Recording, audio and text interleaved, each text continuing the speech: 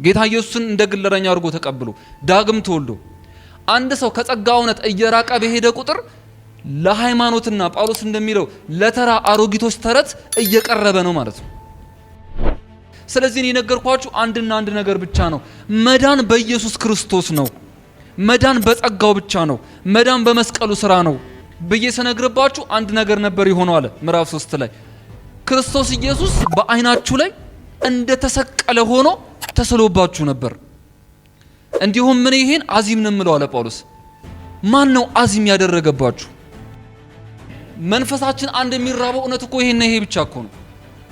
ገብቷችኋል? የዳነበትን እውነት ስንነግረው ነፃነታችንን ስናወራ ጳውሎስ አሁን የገላትያን መጽሐፍ ሲጽፍ የጻፈበት ለመጽሐፍ ያነሳሰው የራሱ ሪዝን አለው። ምክንያቱም ይሄ ደብዳቤ ስለሆነ ማለት ነው። የገላትያ መጽሐፍ ማለት ለገላትያ ሰዎች የተላከ ደብዳቤ ነው። አንድ ደብዳቤ ደግሞ ለአንድ ሰው ጽፋችሁ ስትልኩ ማስተላለፍ የፈለጋችሁት መልእክት ወደዛ ሰው የምትልኩበት ደግሞ ምክንያት አላችሁ ማለት ነው። ዝም ብሎ እንደመጣለት ስለማይጻፍ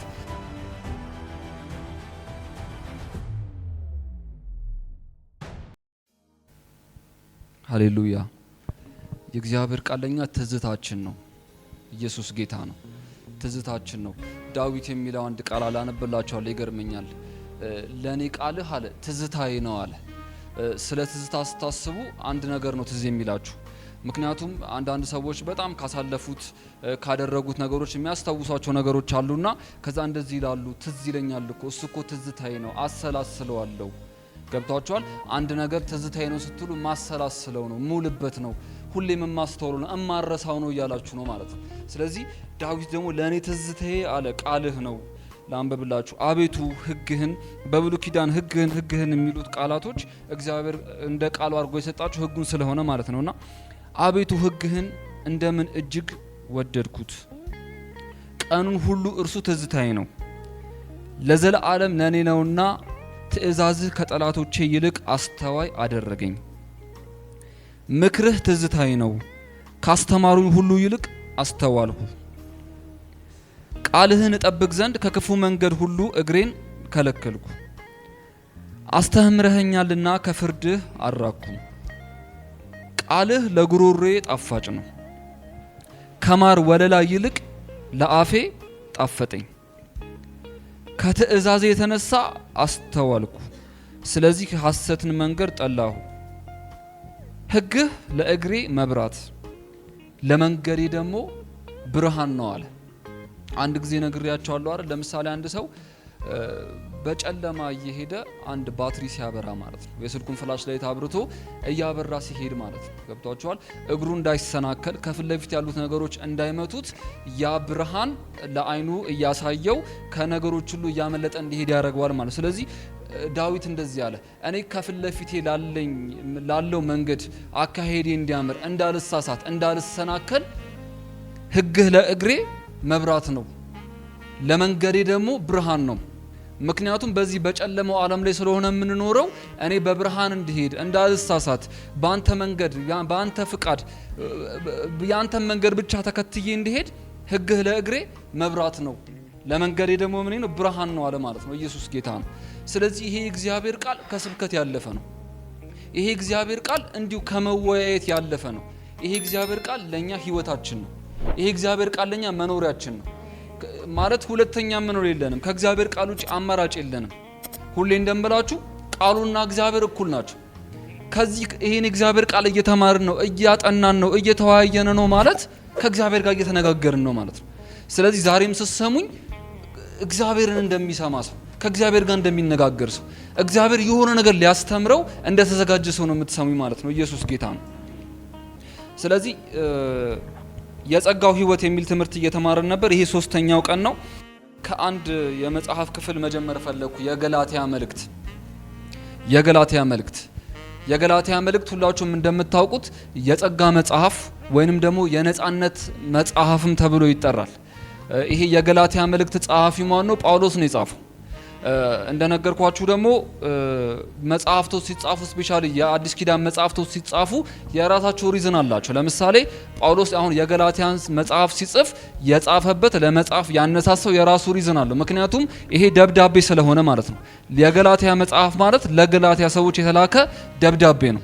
አንድ ደብዳቤ ደግሞ ለአንድ ሰው ጽፋችሁ ስትልኩ ማስተላለፍ የፈለጋችሁት መልእክት ያን ደብዳቤ ወደዛ ሰው የምትልኩበት ደግሞ ምክንያት አላችሁ ማለት ነው። ዝም ብሎ እንደመጣለት ስለማይጻፍ። ስለዚህ አሁን እናያለን ይሄን መልእክቱን በስነ ስርዓት ለመረዳት ይሄ የገላትያ መልእክት በገላትያ ከተማ ለሚኖሩ ሰዎች ለምንድነው ጳውሎስ የጻፈላቸው? ከመጽሐፉ እንደምንረዳው ጳውሎስ ይህን የገላትያን መልእክት ከመጻፉ በፊት አስቀድሞ ገላትያ ከተማ ገብቶ ወንጌልን ሰብኳል። የጸጋውን ወንጌል ሰብኳል። የነጻነትን ወንጌል ሰብኳል። እናንተ የዳናችሁት በኢየሱስ ክርስቶስ ነው። እናንተ የዳናችሁት እንዲሁ በጸጋው ነው። አይሁዳውያኖች ስለሆኑ እናንተ የመገረዝ ስርዓት አላችሁ፣ ብዙ የብሉይ ኪዳን ስርዓት አላችሁ። ነገር ግን እነሱ ሁሉ ለሚመጣው ጸጋ ምሳሌ ናቸው እንጂ ዋና መዳኛችን አይደለም። ስለዚህ መዳኛችሁ አንድና አንድ ነው፣ ከሰማይ የተገለጠው ኢየሱስ ክርስቶስ ነው። በእርሱ ብቻ ነው የምትድኑት፣ ጸጋው በእምነት አድኗችኋል ብሎ ጳውሎስ ሰብኳቸው ሄዷል ማለት ነው። እሱ ምን እንደሰበካቸው ባይጻፍልንም፣ ነገር ግን ጳውሎስ ዞሮ ይህንን በተለያዩ መልእክቶች ይህንን ስለሚያወራ እንደዚህ አይነት የወንጌል እውነት ሰብኳቸዋል ማለት ነው ለገላትያ ሰዎች። ከዛ በኋላ የጳውሎስን እግር መውጣት ደግሞ ተከትለው አይሁድ ክርስቲያኖች የሚባሉ አንድ ስብከት ደግሞ ይሰብካሉ፣ የሐሰት ትምህርት። እንደምታውቁት ብዙ ጊዜ ተጽዕኖ የሚፈጥሩ የሐሰት ትምህርቶች ሙሉ ለሙሉ ሐሰት አይደሉም። ብዙ ጊዜ ግማሽ እውነት ግማሽ ሐሰት ነው። ስለዚህ እንደዚህ ብሎ ሰበኩ። ኖ የምትድኑት በክርስቶስ ኢየሱስ ብቻ አይደለም፣ በመስቀሉ ብቻ አይደለም፣ ኢየሱስ በሰራው ስራ ብቻ ሳይሆን ኢየሱስ ክርስቶስ ሲደመር የብሉይ ኪዳን የሕግ ስራ ወይንም ደግሞ ስፔሲፊካሊ መገረዝ አለባችሁ። በኢየሱስ ብቻ አትድኑም። ኢየሱስ ክርስቶስ ለእናንተ ለመዳን በቂ አይደለም። የአይሁድን ስርዓት የታርጋችሁት ነው። ስለዚህ አንድ ነገር መጨመር አለባችሁ። የአይሁድ ስርዓት መጨመር አለበት። ስለዚህ ጳውሎስ የሰበከው ፎርሙላው መዳን ኢየሱስ ክርስቶስና ኢየሱስ ክርስቶስ ብቻ ሲሆን ወይም ጸጋው ብቻ ሲሆን፣ እነዚህ ሰዎች ግን ምን አሉ? ጸጋው ሲደመር የሕግ ስርዓት ወይንም ደግሞ መገረዝ መጨመር አለበት አሉ ማለት ነው።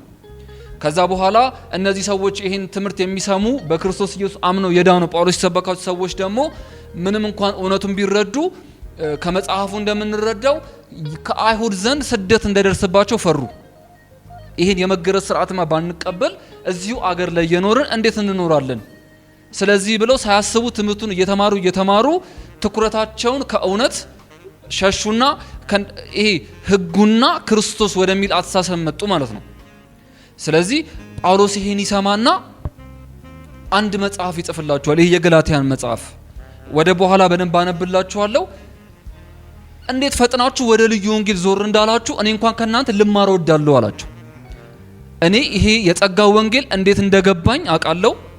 እንዲሁ ክርስቶስ የከፈለልኝ ዋጋ እስከ ሞት ድረስ ልሰብከው፣ እስከ ሞት ድረስ ዋጋ ልከፍልለት የተዘጋጀሁት ወንጌል ነው። በምን አይነት መልኩ ነው ባስተምራችሁ ነው? እንዴት በነግራችሁ ነው? እንዴትስ ብትረዱት ነው ፈጥናችሁ ወደ ልዩ ወንጌል ዞር እንዳላችሁ እኔ እንኳን አልገባኝም አለ ጳውሎስ። ይሄን ከናንተ ልማር እወዳለሁ አዲስ ነገር ካለው። እንዲሁም ምዕራፍ 3 ላይ ይሄድና እኔ እኮ ወንጌልን ስሰብካችሁ አንድና አንድ ነገር ነው ያደረኩት። ምክንያቱም ጳውሎስ ብዙ ጊዜ ሲናገር ከሰማችሁት እኔ ቆርጫለሁ፣ የክርስቶስን ወንጌል ብቻ ለመናገር ቆርጫለሁ። መላእክቶች ቢመጡ ምን የተረገሙ ይሁኑ፣ ከዚህ ሌላ ላለመስማት እኔ ቆርጫለሁ አለ ጳውሎስ። ስለዚህ እኔ ነገርኳችሁ አንድና አንድ ነገር ብቻ ነው፣ መዳን በኢየሱስ ክርስቶስ ነው። መዳን በጸጋው ብቻ ነው። መዳን በመስቀሉ ስራ ነው ብዬ ስነግርባችሁ አንድ ነገር ነበር የሆነው አለ ምዕራፍ 3 ላይ ክርስቶስ ኢየሱስ በአይናችሁ ላይ እንደተሰቀለ ሆኖ ተስሎባችሁ ነበር።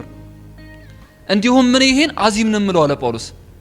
ማን ነው አዚም ያደረገባችሁ? ዘወር እንድትሉ ማን ነው አዚም ያደረገባችሁ?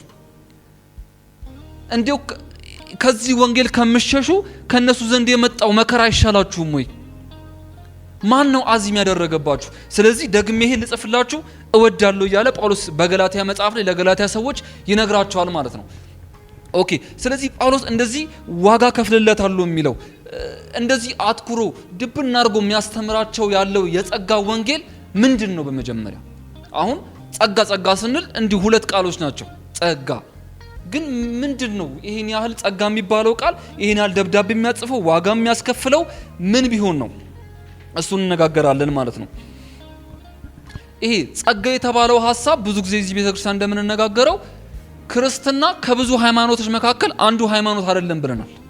ክርስትና 10 ሃይማኖቶች ቢኖሩ አንደኛ ሁለተኛ ወይ 9ኛው አይደለም። ክርስትና ከሃይማኖቶች መሃልም የምንመድበው አይደለም። ገብታችኋል? ክርስትና ሃይማኖት ነው ካልን 10 ሃይማኖቶች ካሉ ሜቢ ይሄ ካልተመችን አማራጭ ይኖሩናል። ነገር ግን ይሄ ክርስትና ከሃይማኖት ያለፈ ነው። ክርስትና ህይወት ነው።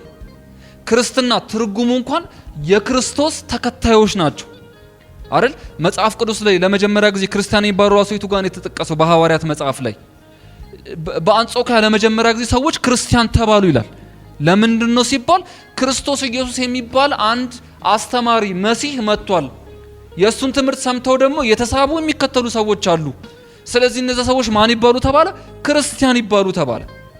ስለዚህ ክርስቲያን ማለት የመሲሁ ተከታዮች ናቸው። ስለዚህ ይሄን ክርስትና የሚባለውን ከብዙ ሃይማኖቶች መካከል ሃይማኖት ሆኖ እንዳይቀር ከሃይማኖት መካከል መድበን እንኳን ልናወዳድረው እስካንችል ድረስ ያደረገው ምንድነው ካላችሁኝ ጸጋ የተባለ እውነት ነው። ብዙዎች የራሳቸው ህግ አላቸው፣ አሰራር አላቸው፣ ደንብ አላቸው፣ አለባበስ አላቸው፣ አነጋገር አላቸው፣ ዶግማ አላቸው። ነገር ግን ከነዚህ ሁሉ ያለፈ ክርስትና ጋር ብቻ ያለ አንድ ጸጋ የተባለ እውነት አለ። ምን እንደሆነ በደንብ እናወራዋለን። ሌላው ይሄ ጸጋ በመጽሐፍ ቅዱሳችን ውስጥ አንድ ነጥልን አንድ እሁድ የምናወራው ሐሳብ አይደለም። ጸጋ ማለት ሁሉ ነገር ማለት ነው። የእግዚአብሔር ሁሉ ነገሩ ማለት ነው ጸጋው ማለት። ምንም ሐሳብ እዚህ ጋር አንስተን ብንነጋገር ጸጋው ላይ ካልቆመ ግራውንድ የለውም፣ መሰረት የለውም። መሰረቱ ልክ አይደለም ማለት ነው። ስለዚህ ይሄ ጸጋ የተባለ እውነት የክርስትና መሰረት ነው። ሁላችሁም እንደምታውቁት ስለ መሰረት ስናስብ የአንድ ህንፃ ረጅም ዓመት የመቆየቱ ዋስትና ይሄ ለሚሰጠው አገልግሎት በደንብ አገልግሎቱን ለመስጠት የሚያስችለው ረጅም ዓመት ለመቆየቱ ሰዎች በኮንፊደንስ ተከራይተውት እዚህ ላይ እንሰራለን ብለው ያን ህንፃ ለመከራየታቸው የሚያደርጋቸው ሰዎች እንቅልፋቸውን ተኝተው እንዲያድሩ የሚያደርጋቸው ህንፃው የተመሰረተበት መሰረቱ ነው። መሰረቱ ካልጠነከረ ቢያምር ዋጋ የለውም። የህንፃ ዋና ጉዳይ ቀለሙ አይደለም። የህንፃ ዋና ጉዳይ በሮቹ አይደሉም፣ መስኮቶቹ አይደሉም። የህንፃ ዋና ጉዳይ መሰረቱ ነው። ለዛ ነው አንድ ህንፃ ከሚፈጀው ብዙ ገንዘቦች አብዛኛውን መሰረት ላይ የሚፈጀው። መሰረቱ ልክ ያልሆነ ህንፃ የዚህ ህንፃ መሰረቱ ልክ ባይሆን እኛ እንደዚህ በሰላም እዚህ ቁጭ አንልም ነበር። ገብቷችኋል? ዋና ጉዳይ መሰረቱ ነው። መሰረቱ የጠነከረ ህንፃ መሰረቱ ልክ የሆነ ነገር እላዩም ያማረ ነው፣ እራዩም ልክ የሆነ ነው ማለት ነው። ስለዚህ አሁን ምን አልኳችሁ? የክርስትና መሰረቱ የተመሰረተበት መሰረቱ ጸጋ የሚባል እውነት ነው። አንድ ሰው ጸጋ የሚባለውን እውነት ከሳተው እንዲሁ ክርስቲያን ነኝ ብሎ ሃይማኖተኛ ሊሆን ይችላል እንጂ የክርስትና አስተሳሰብ ስቶታል። ለዛ ነው ለምሳሌ እኔ ፕሌን ተሳፍሬውን ከኢትዮጵያ ወጥቼ እየራኩ ሄድኩ ማለት ለአንድ ሀገር እየቀረብኩ ነው ማለት ነው። ከኢትዮጵያ እየራኩ ነው ማለት ለአንድ ሀገር እየቀረብኩ ነው ማለት ነው። ከአዲስ አበባ እየራኩ ነው ማለት ለሆነ ከተማ እየቀረብኩ ነው ማለት ነው።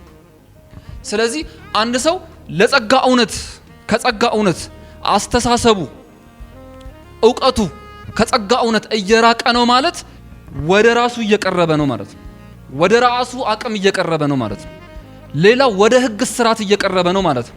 ድኖ ነው የምላችሁ፣ ድኖ ጌታ ኢየሱስን እንደ ግለረኛ አድርጎ ተቀብሎ ዳግም ተወልዶ አንድ ሰው ከጸጋ እውነት እየራቀ በሄደ ቁጥር ለሃይማኖትና ጳውሎስ እንደሚለው ለተራ አሮጊቶች ተረት እየቀረበ ነው ማለት ነው።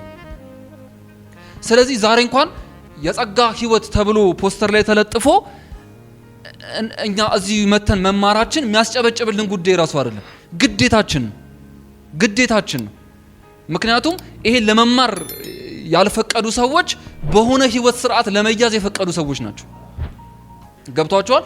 ምክንያቱም ሰው ስለ ጸጋ ሲማር ሌላም ትምህርት ሊሆን ይችላል፣ ሁሉም ጸጋ ላይ ስለሚመሰረት ስለ አንድ ጉዳይ እያወራ ነው። ስለ ነፃነቱ እየሰማ ነው፣ ስለ አርነቱ እየሰማ ነው፣ ስለ መዳኑ እየሰማ ነው። ኢየሱስ ጌታ ነው። መንፈሳችን አንድ የሚራበው እውነት እኮ ይሄና ይሄ ብቻ እኮ ነው። ገብቷቸዋል? የዳነበትን እውነት ስንነግረው ነፃነታችንን ስናወራ መለየት እስካንችል ድረስ የምንነጋገረው እውነት ይሄ ብቻ እኮ ነው። ኢየሱስ ጌታ ነው። ስለዚህ የጸጋን እውነት መማራችን ግዴታችን ነው። ለዛ ነው ብዙ ሰዎች ዳግም ተወልደው 30-40 ዓመት በክርስትና ህይወት ኖረው እስካሁን እንኳን ምን እንደተደረገ አያውቁም። እኩል ጌታ ኢየሱስን ከማያውቁ ሰዎች እኩል ህይወት ሰለቸን ይላሉ። ጌታ ኢየሱስን ከማያውቁ ሰዎች ይልቅ ነገ የት ናችሁ ሲባሉ የት እንኳን እንደሚሄዱ አያውቁም። የተከፈለልን ዋጋ ግን ይሄን ያክልም። ኢየሱስ ጌታ ነው። እንዴት ሰው ነገ ብሎ ይጨነቃል? እኛ እኮ ዘላለማችን ያማረልን ሰዎች ነን። ዛሬ ስትጠይቁኝ በእርግጠኝነት ከመላእክቶች ጋር ከነ ጳውሎስ ጋር ይሄን አሁን እንኳን ምናፍቀውን ኢየሱስ ክርስቶስን እያየው እንደማመልክ አውቃለሁ። ነጋችን ያማረልን ሰዎች ስለሆነን ማለት ነው። ምክንያቱም መሰረታችን ልክ ስለሆነ ጸጋ የሚባለው እውነት የተደረገልን ጉዳይ ስለገባን ማለት ነው። ስለዚህ ዛሬ ስለ ጸጋ ስንነጋገር አንድ እውነት እየገባን ነው የሚሄደው ማለት ነው። ኢየሱስ ጌታ ነው። ስለዚህ ዛሬ ነፃነታችንን ልንሰማ ነው። ያው ባለፈው ሲያስተምር ነፃነታችንን የሰማ ነው። እኛ ዛሬ ነፃነን ስንል እኮ ዝም ብሎ ጉዳይ አይደለም። አንድ አካል ተጋድሎበታል። አንድ አካል ዋጋ ከፍሎበታል። አንድ አካል አንብቶበታል። አይደለም ጌታ ኢየሱስን ተቀብለን ድነን ፊልሙን እኮ ጌታ ኢየሱስን የማያውቁ ሰዎች ፊልሙን ሲያዩ እንኳን ይሰቀጥጣቸዋል፣ ማየት አይችሉም። ነገር ግን የጌታ ኢየሱስ የመስቀል መስዋዕትነት ዋጋው እንደ ፊልሙ እንኳን አይደለም። አንዳንድ ሰዎች ኢየሱስ ሞተልን ኢየሱስ እኮ ከመሞት እኮ ያልፋል። አክቹአሊ ዋናው መሞቱ ጋር አይደለም ያለው።